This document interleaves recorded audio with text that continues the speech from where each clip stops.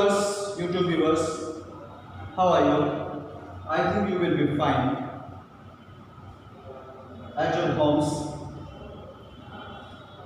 Viewers, today I am going to summarize a lesson,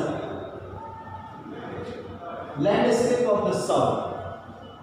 This lesson is from Hornbill of class 11. The writer of the lesson is Nathaniel Traub Viral. In this lesson, the writer has nicely compared the two types of paintings, the Chinese paintings and the Western paintings.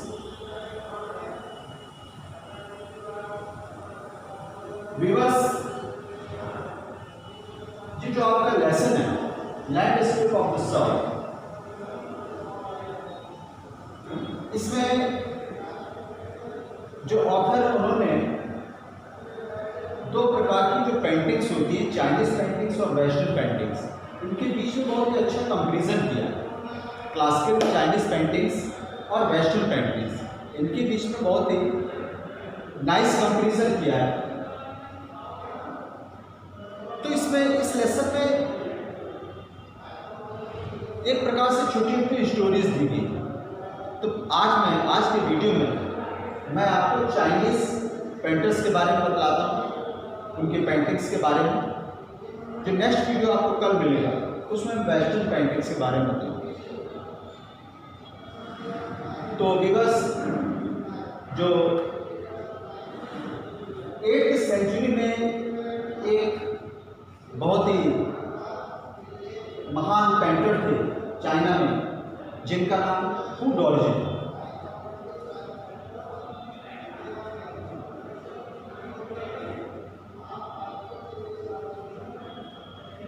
और ये जो painter थे who डॉर्जी, उसी के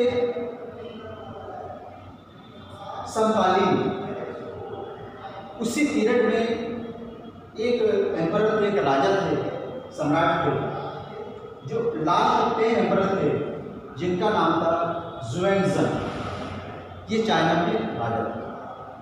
तो एक बार की बात है कि राजा ने रिक्वेस्ट की पेंटर से, हु डॉर्जी से, कि एक ऐसी बहुत ही उत्कृष्ट सुप्रीम पेंटिंग उनके लिए तैयार की जाए।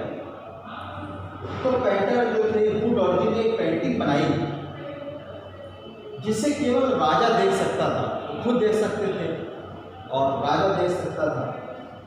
और उस पेंटिंग में उन्होंने जो कंटेंट रखे, जो उस पेंटिंग में जिसका चित्रण किया, वो क्या था, कंटेंट्स में फॉरेस्ट बनाए उन्होंने, बड़े बड़े फॉरेस्ट बनाए, हाई माउंटेन्स, ऊंचे ऊंचे पर्वतों को बनाया, फ्लोटिंग क्लाउड्स, तैरते हुए बादलों को बनाया, पक्षियों को बनाया, झरनों को बनाया, और लास्ट में एक जो माउंटेन की फुट पर, मतलब माउंटेन रूट पर नीचे एक गुफा बनाई, एक गुफा बनाई।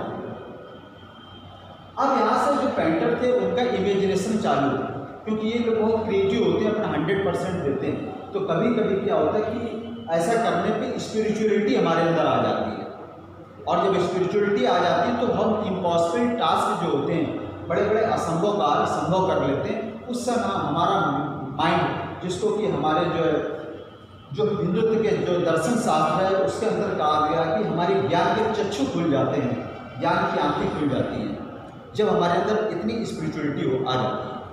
तो उसी प्रकार से ये पेंटर जो थे बहुत ही इमेजिनेटिव हो गए, और इन्होंने वो चीज़ फिर अपनी पेंटिंग को राजा को दिखाया और ये बताया ये चीज़ें हैं।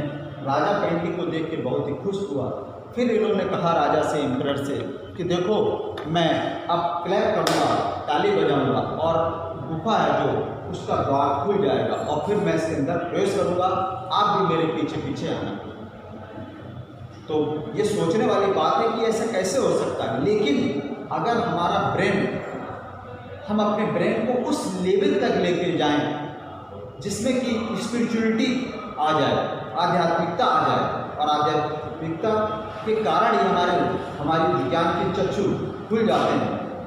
तो राजा को बहुत ही चीज़ असंभव लगी, लेकिन नहीं, उन्होंने इसे चरितार्थ किया, इसको लिविंग किया। फिर उन्होंने क्या किया कि पेंटर ने वो क्लैप किया तो गुफा का दरवाज़ा खुला।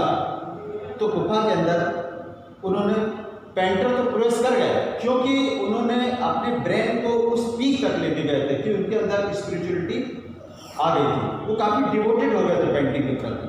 तो उन्होंने क्लैप किया तो पेंटिंग के अंदर जो गुफा बनी थी उसका दरवाज़ा खुल गया और वो डोरजी जो थे उन्होंने उसके अंदर प्रवेश किया, वो चले गए।